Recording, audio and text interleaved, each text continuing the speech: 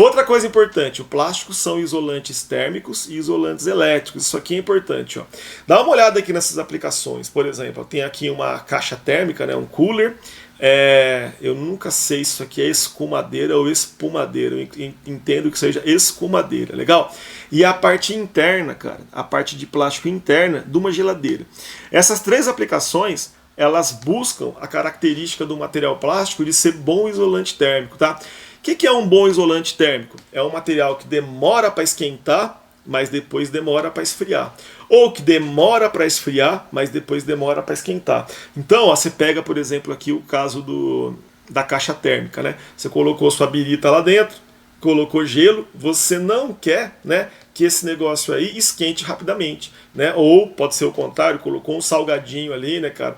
Churrasco enrolado no papel alumínio e você não quer que ele esfrie rapidamente. Então essa caixa plástica faz a barreira, ela é um isolante térmico, tá? Você pegar, por exemplo, o metal, como o caso de um alumínio, latinha de alumínio, gela rapidão, mas se você vacilar com um refrigerante na mão, né, numa latinha de alumínio, ele esquenta muito rápido. Então, porque ele é bom trocador de calor.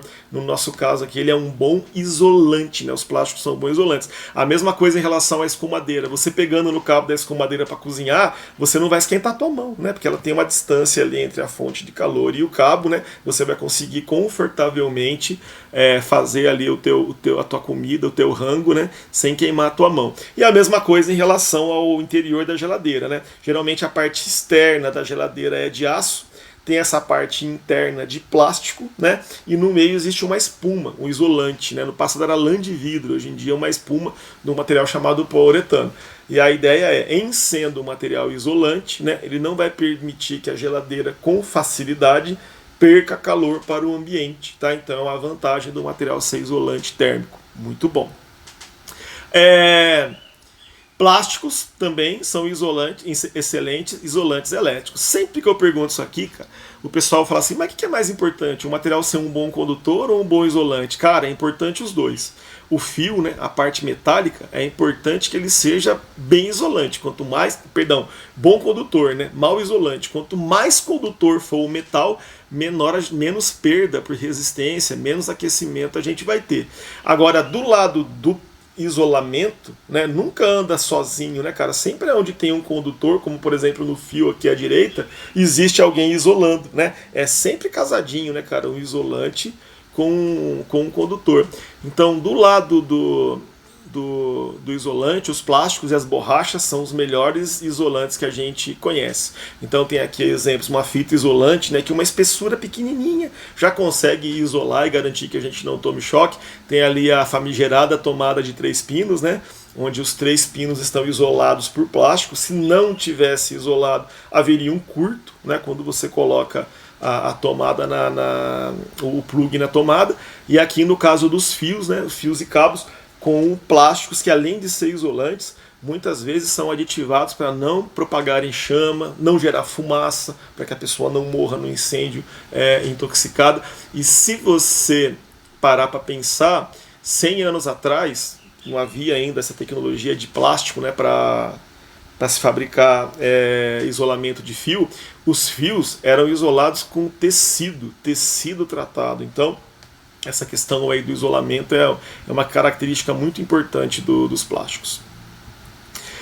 Há plásticos e aditivos que são atóxicos, legal? Então existem plásticos tóxicos? Sim. Fazem mal para a saúde? Sim. Mas existem plásticos que são atóxicos, são inertes e são utilizados, cara, em tudo quanto é coisa que você pode imaginar. Embalagem de soro, embalagem de alimentos, seringa, brinquedos, né? Porque as crianças vão colocar isso aí na boca, mas aí existem inclusive entidades que testam e confirmam, falam, olha, você pode usar esse material aqui, fabricado por fulano ali, porque ele realmente foi testado e ele passa em todos os testes no quesito de toxicidade.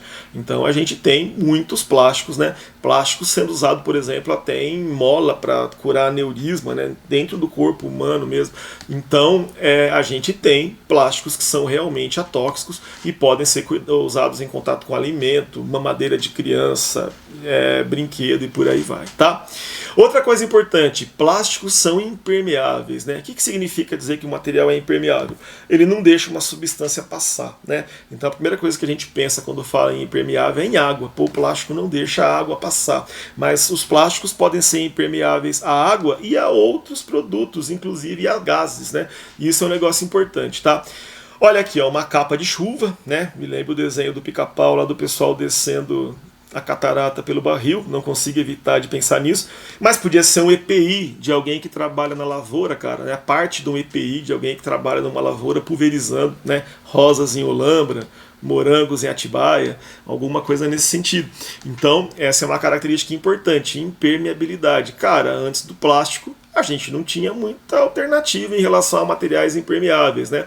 Aqui um saco de feijão, cara, dá uma viajada. Imagina se o saco de feijão fosse feito de papel, como já foi um dia. Esse é um negócio meio complicado. Imagino que a vida útil do produto seria menor. Qualquer chuva, né? Imagina, fui comprar 1 quilo de feijão, tomei chuva no meio do caminho, perdi o feijão, né?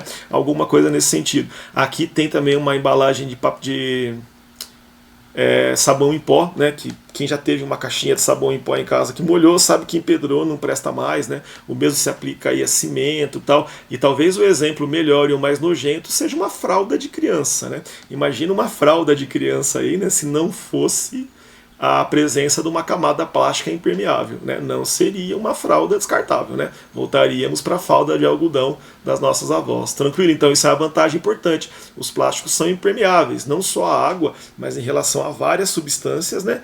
E também, inclusive, a gases. Isso é uma coisa interessante.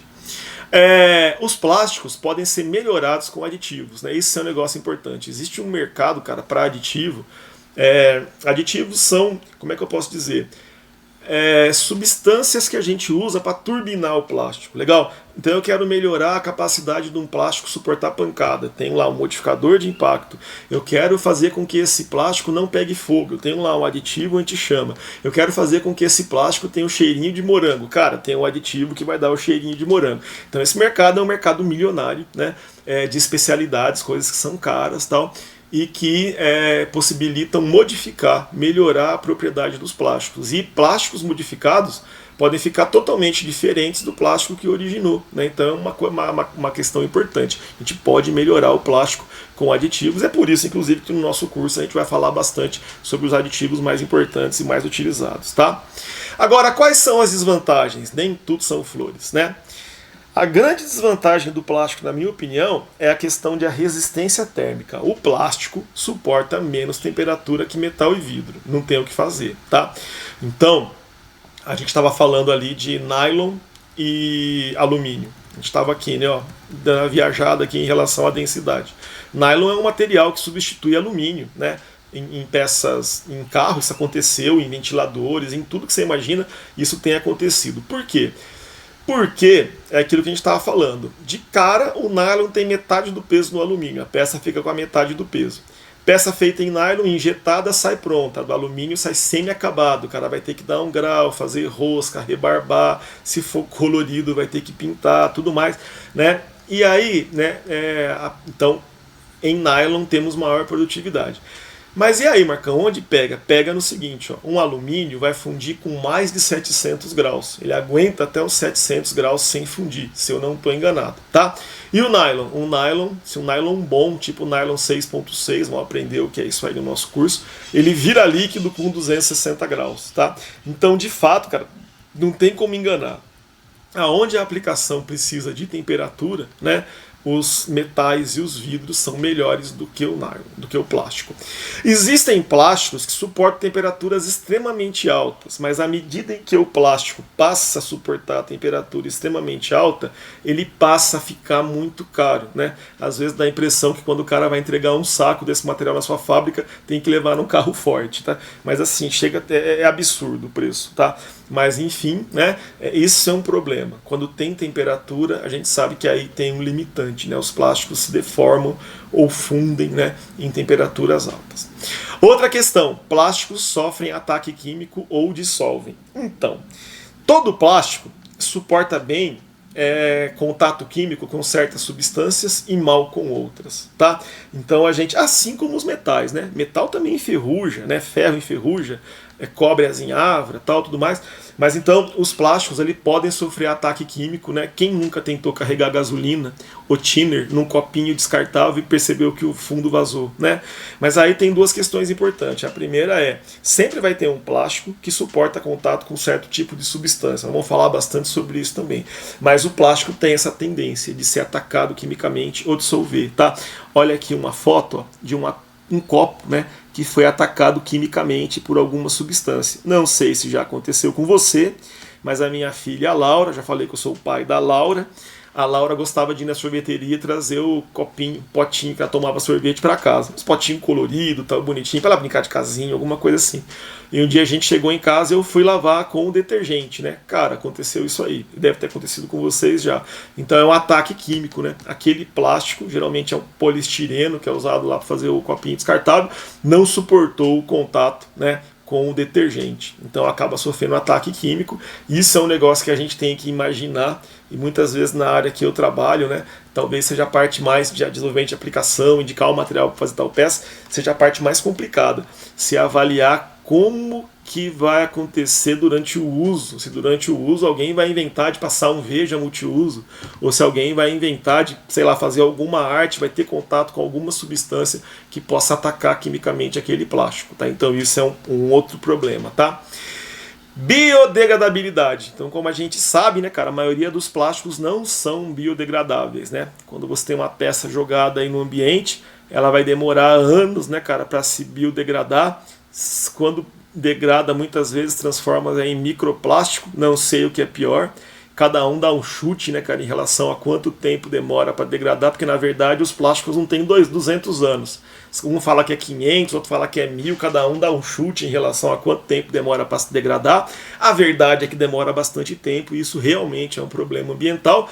Mas do outro lado, já existem plásticos biodegradáveis, tá? A gente está bem avançado em relação a plásticos biodegradáveis. O Brasil mesmo tem uma fábrica em Curitiba que trabalha com, dentre outras, né, que trabalha com um polímero chamado PLA, poliácido lático, e esse material é utilizado já para fazer alguma coisa de descartáveis, e ele, quando compostado significa não quando jogado no ambiente, né, mas ele quando tratado como lixo compostável, tudo mais, ele acaba se decompondo, né, ele acaba se decompondo e deixa de ser um problema ambiental. Então já existem soluções nessa questão aí dos plásticos biodegradáveis, e eu acredito muito nesse rumo, né?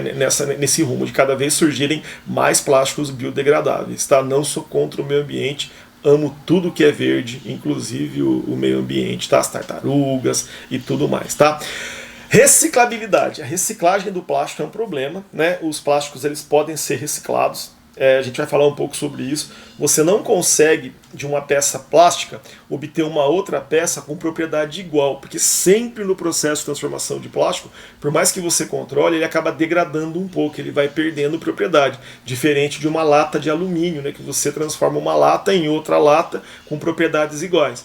Agora, o que precisa realmente, primeiro, é ter essa noção, né, de que o material, ao ser reciclado, ele perde propriedades, e escolher aonde você poderia, então, fazer essa reciclagem. Mas o mais importante disso no Brasil, antes de mais nada, é que a gente descarta de forma incorreta, eu acho. Eu costumo avaliar a educação de um povo pela rua, né? Quando eu passo pela rua e vejo que a rua é limpa, que não tem sujeira nenhuma, vamos combinar, né, cara? O pessoal do Japão vem assistir um jogo aqui no Brasil de Copa do Mundo, acaba o jogo, o pessoal faz aquela zona toda, cata todo o lixo e joga correto. Não é de tirar 10 ou 1000 ou 100, isso é educação, né? A gente deixa muito lixo sem tomar o destino correto, e o que me dói mais, além dessa questão do meio ambiente, é que ali tem dinheiro, né? Ali tem possibilidade, ali tem matéria-prima, que no mínimo, cara, transformasse isso em energia queimando, né? Mas ali tem possibilidade, cara, essa questão, esses resíduos e tal, isso é uma coisa que me incomoda. Ali tem oportunidade de trabalho, ali tem oportunidade de renda, né? Então é um negócio que me incomoda, e a gente tem muita possibilidade para trabalhar em reciclagem. Com as novas, a nova tendência aí de sustentabilidade, eu creio que todo mundo vai dar uma destinação melhor aí aos materiais que são recicláveis, coleta seletiva, uso de materiais de pós-consumo, e a gente vai lidar melhor com o plástico, tá? E normalmente, né, os plásticos são derivados de petróleo. Isso é uma questão polêmica, né? quando eu comecei a estudar plástico, né? Isso tem bastante tempo, né? E o meu pai falou assim, cheguei e falei, pai, eu queria fazer engenharia, queria ser um especialista em plástico. A primeira coisa que o meu finado, velho e saudoso pai falou foi o seguinte, puta cara, mas você vai estudar um negócio que depende de petróleo, o petróleo tá para acabar, mas faz o que você quer, tal. E aí eu fui estudar e na faculdade a primeira pergunta que eu fiz pro professor falou, cara, e o petróleo quando acabar? E daí ele explicou para mim exatamente o que a gente está vendo aqui, mais um detalhe importante, né? Toda hora, cara, o pessoal acha novas reservas de petróleo, né? Então, assim, a gente não sabe até quando a gente vai ter petróleo, né? Mas volta e meia o pessoal acharam agora uma na Namíbia, que pode ter aqui no sul do Brasil também, perto de Canoas, que é mais ou menos a mesma latitude e tal.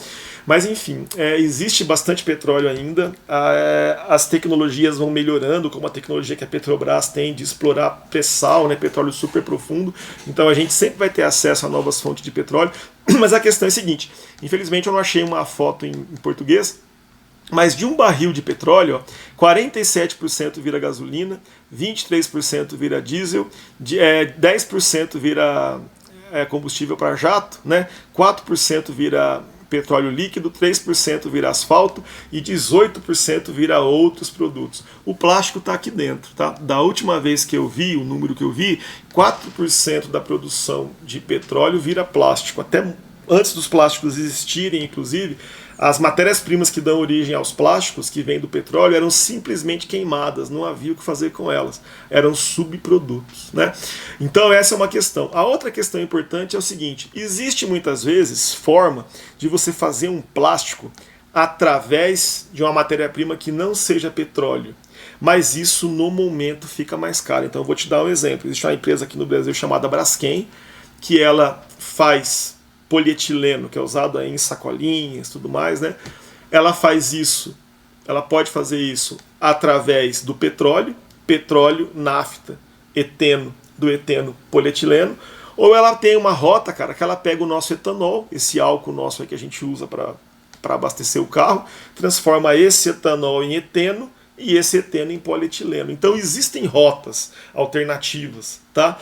A questão é que quando você faz a conta, muitas vezes a rota alternativa hoje é mais cara do que você, ou mais complexa, ou dá mais trabalho do que você fazer através do petróleo. Muitas vezes, inclusive, a fábrica do plástico ela é vizinha da refinaria, né? Ela recebe matéria-prima por tubulação já. Então você tem que romper esse paradigma. Mas se o petróleo vai ficando mais raro e, portanto, mais caro, né, esses outros métodos que hoje são caros, né, acabam sendo viáveis. Então essa é mais ou menos a ideia. E o pessoal tem também, devido à nova demanda aí por sustentabilidade, trabalhado em plásticos que são feitos através de matérias-primas renováveis. Então na empresa que eu trabalho, por exemplo, a gente tem lá o nylon, que chama nylon 6.6, ele é 100% petróleo, né? E a gente tem uma alternativa que é o nylon 5.6, que tem propriedades muito iguais, né? E 50% da matéria-prima vem da palha do milho, né? Uma fonte totalmente renovável. Então muito tem se feito sobre isso, tá? Então, pessoal, essas são as vantagens e desvantagens dos plásticos, né? E o que explica, porque eu tento explicar nessa aula, porque que os plásticos são tão usados, né? Na verdade, a gente tem muito mais vantagem do que desvantagem. As desvantagens são hoje, né, muito mais da questão ambiental, que eu entendo, né, que com o gerenciamento correto a gente vai conseguir lidar com essas questões, como países já desenvolvidos, né, já conseguem lidar. Legal? Um abraço a todos, fiquem com Deus, até a próxima aula.